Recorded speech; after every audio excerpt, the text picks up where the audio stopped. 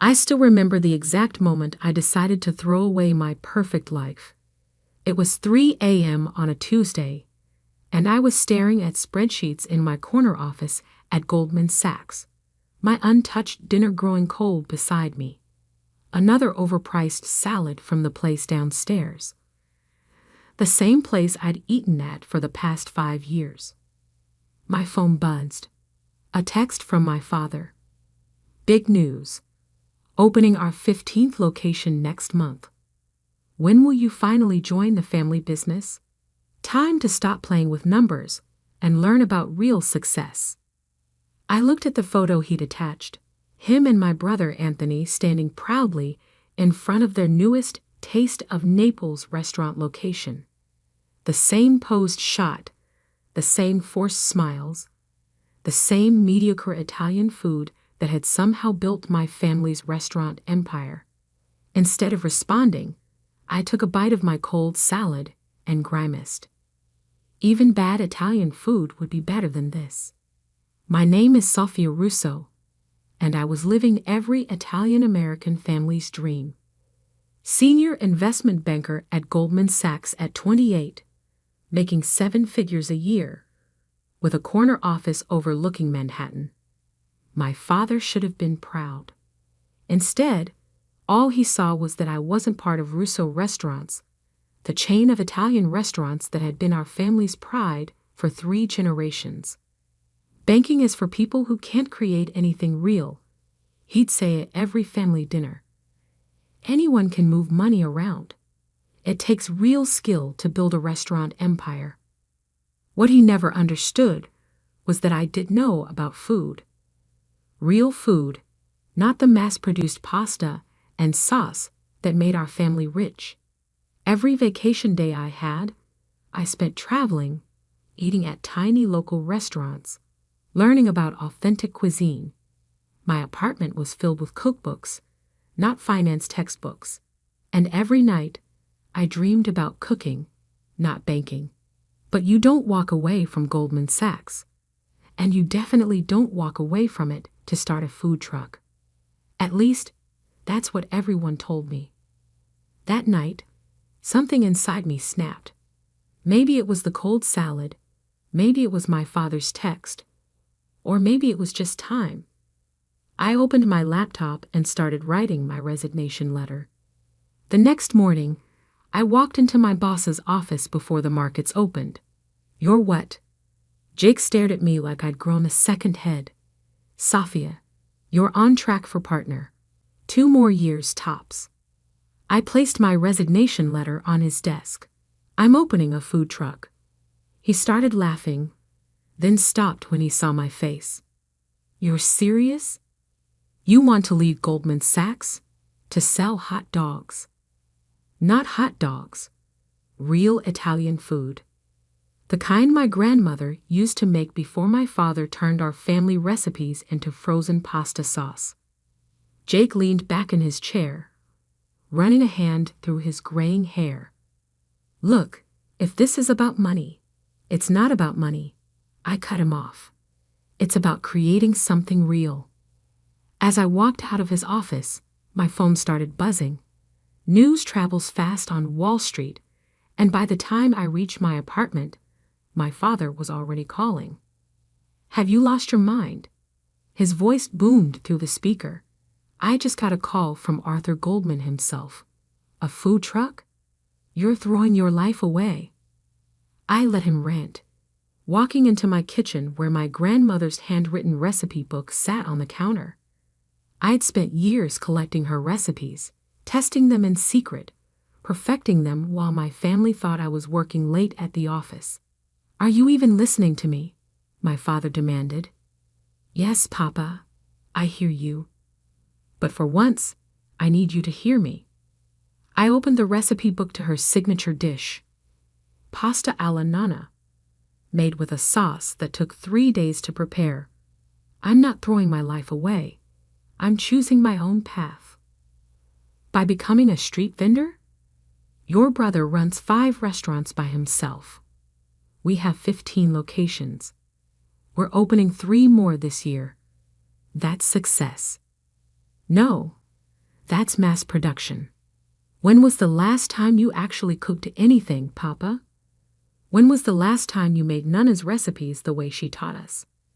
Silence. Then, times change. You can't make money cooking one pot of sauce at a time. Watch me. I hung up and opened my laptop. 5 years at Goldman had taught me more than just finance. I knew how to plan, how to analyze markets, how to build something from nothing. I'd helped launch million-dollar companies with less planning than I was putting into my food truck. First step, I emptied my savings account.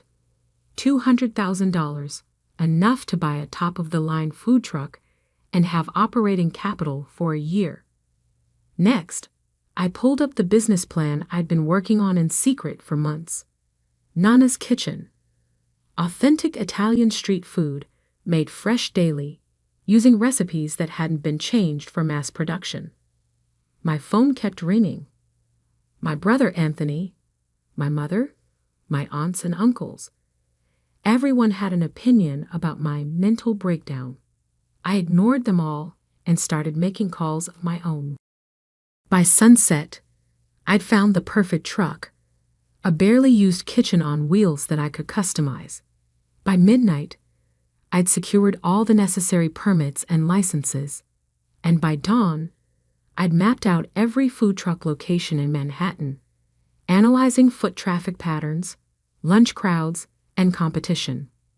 1 week later, I stood in front of my shiny new food truck, now painted in deep red with Nana's Kitchen written in gold script. Inside was a fully equipped kitchen, better than what most restaurants had. My grandmother's recipe book sat on the counter, ready to guide me. "You're really doing this?" I turned to find my mother standing there, looking worried. She was holding a container of what smelled like my father's mass-produced marinara sauce. "I thought you might need this," she said, holding out the container. "For emergencies." I shook my head. "No emergencies, Mama. Only real food." I opened my grandmother's recipe book. Remember how Nana used to spend 3 days making her sauce? How the whole house would smell like basil and garlic? That was before we had 15 restaurants to run. She sighed. "Safia, your father built an empire by taking Nana's recipes and turning them into fast food." I started preparing for my first day, laying out fresh ingredients I had bought at dawn from local markets. He built what he wanted. Now it's my turn. She left without another word, taking her container of sauce with her. I watched her walk away, then turned back to my preparations. My first customers would be arriving in 2 hours. I'd love to say my first day was a tremendous success, that people lined up around the block for my authentic Italian food. The reality? I served exactly 12 customers, made $157, and had enough leftover food to feed an army. But those 12 customers, they came back the next day, and they told their friends. By the end of the first week, I had a small but loyal following. Office workers who were tired of the same chain restaurant lunches. Food enthusiasts who appreciated real Italian cuisine. People who could taste the difference between sauce that took 3 days to make and sauce that came from a factory. My father kept tabs on me through others, never visiting himself, but always asking about my little experiment. My brother Anthony drove by once, smirking when he saw me working alone in my truck. "Have fun playing chef," he called out. "When you're ready to admit this was a mistake, your office at Russo Restaurants is waiting." I ignored them all and focused on my food. Every morning, I woke up at 4 a.m. to start preparing. Every ingredient was fresh, every dish made to order. My customers didn't just get food. They got stories about the recipes, about my grandmother, about real Italian cooking. 3 months in, something unexpected happened. A food blogger discovered me. Her review went viral. Forget everything you know about Italian food trucks. Forget everything you know about Italian restaurants. Nana's Kitchen is serving the most authentic Italian food in New York, and they're doing it from a truck. The next day, the line stretched around the block. I sold out by 1 p.m. Then came the write-up in the New York Times food section. Then Eater. Then Bon Appetit. Suddenly, my little experiment wasn't so little anymore. I needed help. I hired 2 assistants, then 4. I added a second truck, then a third, each one serving the same authentic recipes, made fresh every day. 1 year after leaving Goldman Sachs, I had a fleet of 5 trucks and a central kitchen where we prepared our sauces and fresh pasta. My revenue was approaching $2 million annually, small compared to Russo restaurants, but every dollar earned without compromising quality. I was working harder than I ever had at Goldman, putting in 16-hour days, but for the first time in my life, I was creating something real, something that would have made my grandmother proud. Then came the day that changed everything. I was working in one of my trucks when I overheard 2 customers talking about Russo restaurants, about how the quality had gone down, about how the newest locations were struggling, about rumors of financial troubles. That night, I did what any good investment banker would do. I started digging. What I found confirmed the rumors. Russo Restaurants was expanding too fast, taking on too much debt. Their mass-produced approach was failing as customers demanded better quality. Their once mighty empire was crumbling. My father didn't know it yet, but his dream of 15 locations was about to become a nightmare. And I had a decision to make. I could watch my family's legacy crumble, or I could save it, on my terms. What I did next would change not just my family's restaurant empire, but the entire way we thought about food, family, and success. But first, I had a sauce to prepare. After all, the best revenge, like the best sauce, takes time to develop. And I had all the time in the world. The numbers didn't lie. Russo Restaurants was in serious trouble. Sitting in my small office above our central kitchen, surrounded by the aroma of slowly simmering sauce, I reviewed the financial reports I'd gathered. The empire my father had built was drowning in debt, bleeding customers, and running out of time. 5 new locations opened in the past year, each one performing worse than the last. Food costs skyrocketing because of their bulk buying contracts, customer satisfaction scores plummeting, and worst of all, a $50 million loan coming due in 6 months that they couldn't possibly pay. My phone buzzed. A text from Anthony. "Hey sis, how's the food truck life? Still playing chef?" I looked at the expansion plans spread across my desk, not just plans for more trucks, but for something bigger. Something that would change everything. Actually, I typed back, "I'm thinking about expanding. Want to get coffee?" We met at a small Italian cafe, not one of our family's restaurants. Anthony showed up in his designer suit, reeking of expensive cologne and desperation. He didn't know I could smell the fear on him. So, he smirked, stirring his cappuccino, finally ready to admit this food truck thing was a phase. "Your office is still empty." I took a sip of my espresso, properly made, unlike the automated machines in his restaurants.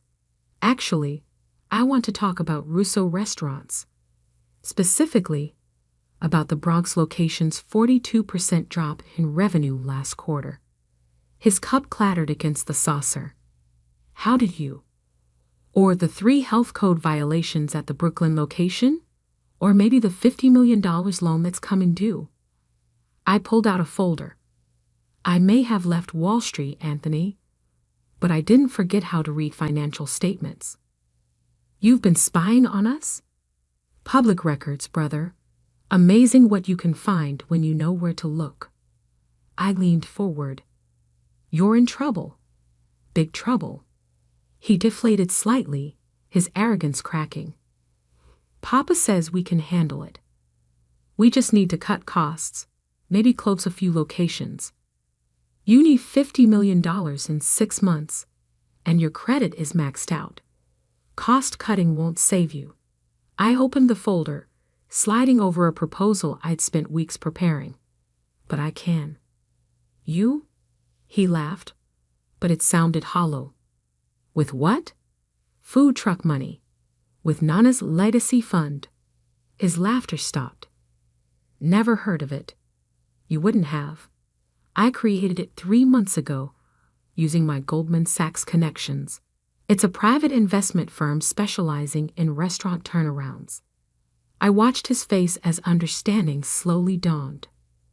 We have $2 billion in capital, and we're very interested in authentic Italian restaurants. Anthony's hands trembled slightly as he picked up the proposal. $2 billion. That's impossible. You've been running food trucks. I've been running food trucks, making connections, and building a reputation for quality food. Meanwhile, I've also been raising capital, analyzing failing restaurants, and preparing for this moment. I pulled out another document. This is a preliminary offer. We'll assume the debt, inject fresh capital, and restructure operations. Papa will never agree. He'd rather go bankrupt than give up control. Then you go bankrupt, and we'll buy the assets at auction. I stood up, leaving the documents on the table. You have 48 hours to discuss this with him. After that, we start buying up your debt on the secondary market. And trust me, Goldman Sachs remembers me very well. I left him sitting there, staring at the numbers that spelled the end of his world, or the beginning of a new one. That evening, my mother showed up at my central kitchen. I was in the middle of teaching new staff how to properly make Nana's sauce, just as she had taught me years ago. Your brother told us, she said quietly, watching me stir the sauce, about your investment firm, about the offer. I added a pinch of fresh basil to the pot. And your father is upset. Of course he is. His daughter who threw her life away now has the power to save or destroy his legacy. I handed her a spoon. Taste. She dipped the spoon in the sauce, and for a moment, I saw tears in her eyes. It tastes just like Mama used to make. That's because I make it exactly the way she taught us. Before Papa decided it was too expensive, too time-consuming to do it right, I turned down the heat, letting the sauce simmer. Every truck, every batch, every single day. We do it right. He's not a bad man, Sophia. He just wanted to build something big. I know, Mama, but he built it by sacrificing what made our food special. I wiped my hands on my apron. Now I'm offering to help him fix it, but it has to be my way. She nodded slowly. He wants to meet. Tomorrow night at the original restaurant. The original Russo restaurant, where it all began 40 years ago. Now a tired location in Little Italy, its once bright sign faded, its tables half empty most nights. I hadn't been there since leaving Goldman Sachs. Walking in the next evening felt like stepping back in time. The same red checkered tablecloths, the same pictures of Italy on the walls, the same menu that hadn't changed in decades. But now I could see what customers saw. A relic, not a destination. My father sat in his usual corner booth, an empty plate of pasta in front of him. He didn't stand when I approached. Investment firms. He spat the words like they tasted bad. Billions of dollars. This is how you respect our family's heritage. I slid into the booth across from him. I respect our heritage by making food the way Nana taught us. When was the last time you tasted your own sauce, Papa? Really tasted it. He pushed the plate away. We serve thousands of people every day. You can't make sauce 3 days at a time for that many people. Actually, you can. My central kitchen does it every day. Smaller batches, better ingredients, real cooking. I pulled out my proposal, and we can do it for all your restaurants. But things have to change.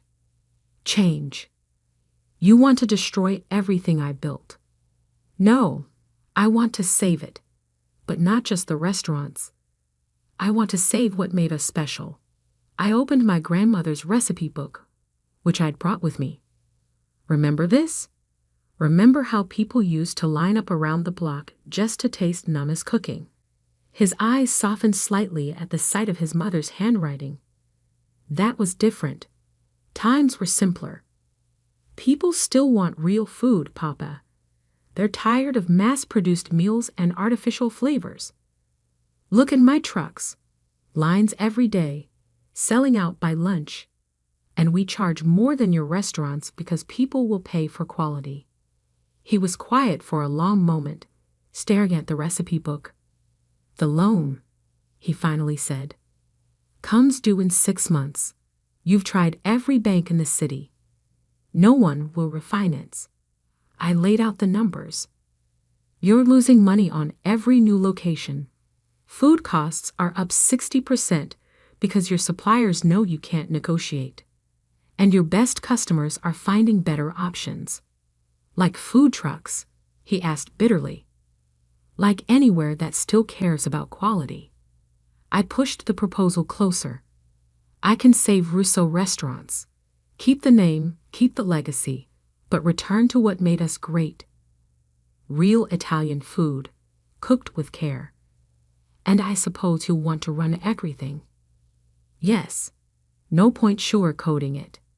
My firm will have controlling interest. You'll retain a significant stake, but operational decisions will be mine. He stood up abruptly, his face flushed. Never. I'll find another way. There is no other way, Papa. You have 6 months until the loan comes due. 5 months until suppliers start demanding cash on delivery. 4 months until you have to start closing locations. I stood too, matching his stance. I'm not asking for your permission. I'm offering you a choice. A choice? He laughed harshly. Between selling my life's work to my ungrateful daughter or going bankrupt. No. A choice between admitting you need help or watching everything you built get sold off piece by piece. I gathered my things. You have until Monday to decide. After that, we start buying your debt. I walked out of the restaurant, leaving him standing there among the empty tables and faded memories. Outside, one of my food trucks was parked nearby, the evening shift, serving dinner to a long line of customers. The next few days were silent. No calls from my father. No texts from Anthony. But I knew they were running the numbers. Realizing what I already knew, they had no choice. On Monday morning, my phone rang.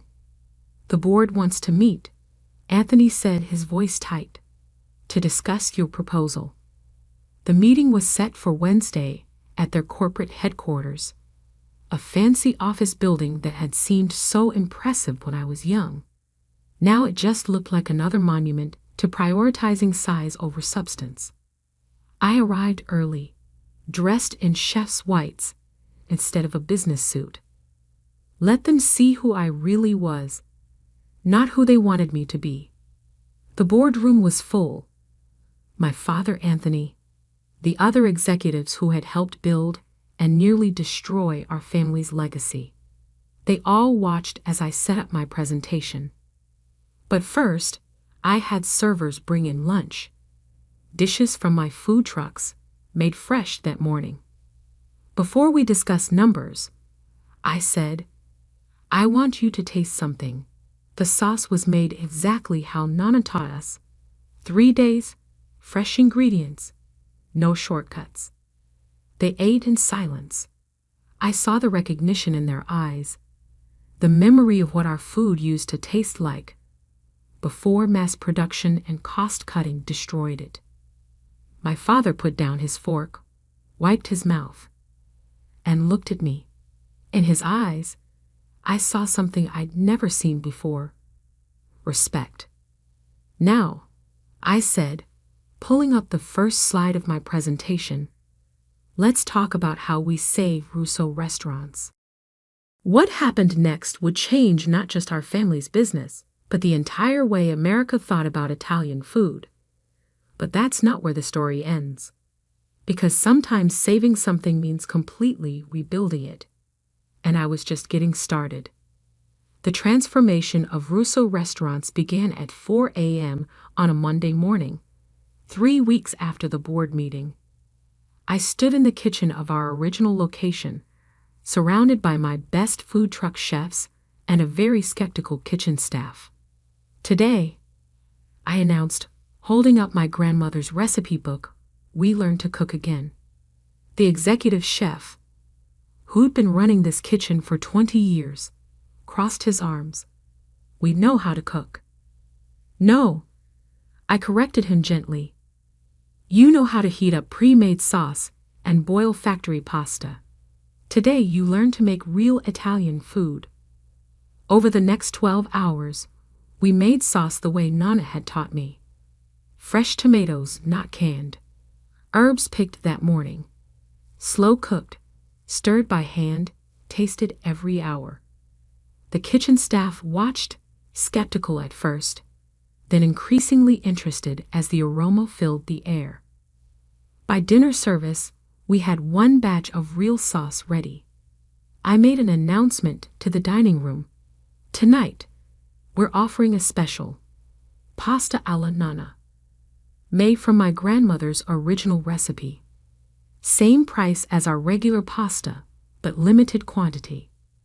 We sold out in 2 hours. The next day, the line stretched around the block. But this was just one restaurant. We had 14 others to fix, and a mountain of debt to deal with. My father, surprisingly, became my strongest ally.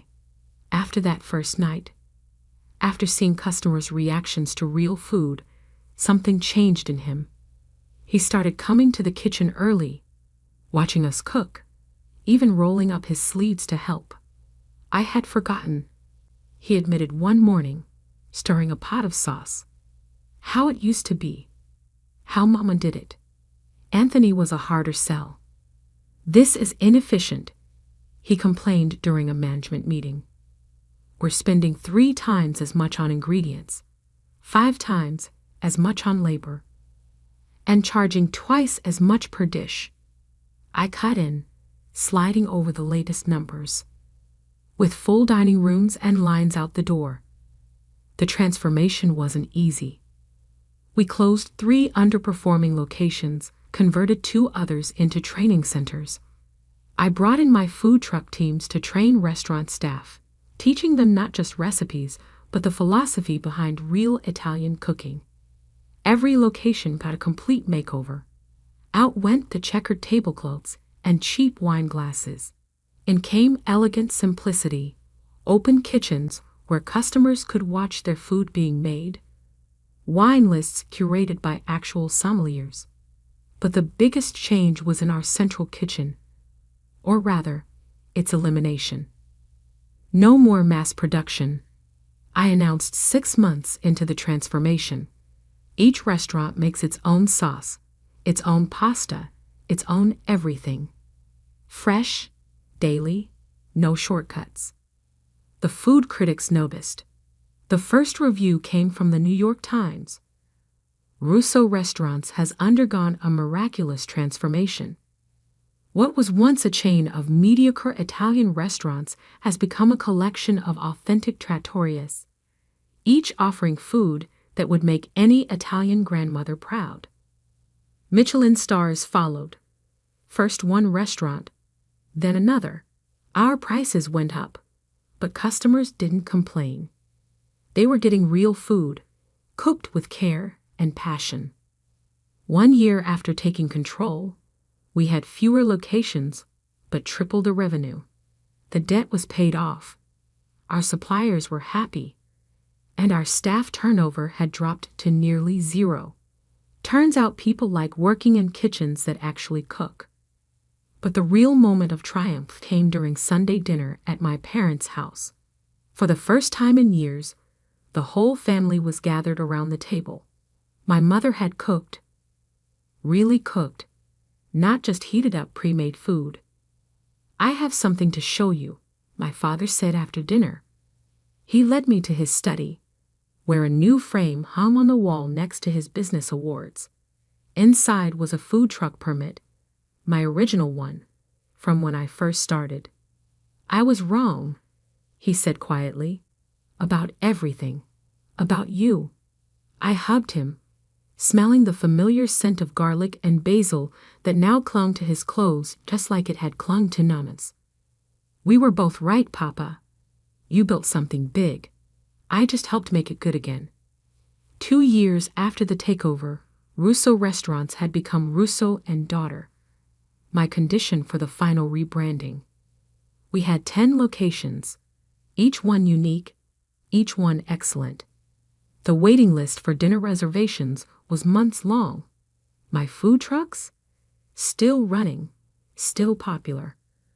I kept them as our research and development kitchens, testing new recipes, training new chefs, keeping us connected to the streets where real food culture lags. Anthony finally came around when he realized that quality meant both better profits and more respect in the food world. He now runs our chef training program, teaching new cooks the difference between making food and making memories. Last month, a young chef from our newest location asked me why we spend so much time and money doing things the hard way. I took her into the kitchen, showed her how to stir the sauce, just like Nana taught me. "Feel that?" I asked as she stirred. "That's not just sauce. That's tradition. That's family. That's love." She nodded, understanding, filling her eyes as the aroma of slowly simmered tomatoes and fresh herbs surrounded us. Later that evening, I found my father in the same kitchen, teaching another young chef how to make pasta by hand. His sleeves were rolled up, flour dusting his once immaculate suit. "You know," he said when he saw me, "I spent 30 years trying to make this business bigger. You spent 2 years making it better." I picked up a handful of flour, felt its texture, just like Nana taught me. "Why not both?" He smiled, really smiled, the way he used to when I was little and helped him in the kitchen. Why not both indeed? We're expanding again, but differently this time. Each new location has to earn its right to exist by maintaining our standards. No shortcuts, no compromises, no mass production. Every sauce made fresh, every pasta rolled by hand, every dish cooked with pride. The investment firm that started it all. Still going strong, still transforming restaurants, still proving that quality and profit can coexist. But that's not what I'm most proud of. Last week, I found my grandmother's recipe book in the kitchen of our original location. It was open to her sauce recipe, the pages stained with tomato and oil, the way a well-used cookbook should be. But it wasn't just her handwriting anymore. There were notes in the margins from our chefs, little tweaks and observations, the recipe evolving while staying true to its roots. That's when I knew we'd succeeded. Not because of the awards, or the profits, or the waiting lists, but because we'd created something my grandmother would have been proud of. My father joined me in the kitchen that evening, putting on an apron like he does every day now. "Ready to make the sauce?" he asked. I smiled, reaching for the tomatoes. "Always, Papa, always." The food trucks still park outside our restaurants sometimes, a reminder of where this revolution started. And every morning, when I smell the sauce starting to simmer, I think about that scared girl who left Wall Street with a dream of doing food right. Turns out you can go home again. You just have to be willing to cook up some changes along the way. Last night, a food critic asked me if I ever regret leaving Wall Street. I led her into our kitchen, showed her the sauce bubbling in huge pots, the pasta being rolled by hand, the chefs working with pride and passion. Banking taught me about numbers, I told her. But this taught me about value. And those are very different things. She took another bite of her pasta, closed her eyes in bliss, and nodded. She understood. Because in the end, success isn't just about how much money you make. It's about staying true to what matters. In my case, good food and family legacy. Sometimes those things seem to conflict, but with enough determination, and maybe a food truck or two, you can find a way to make them work together. Now, if you'll excuse me, I have some sauce to stir. After all, the best traditions are the ones you practice every day. And somewhere, I know, Nana is smiling.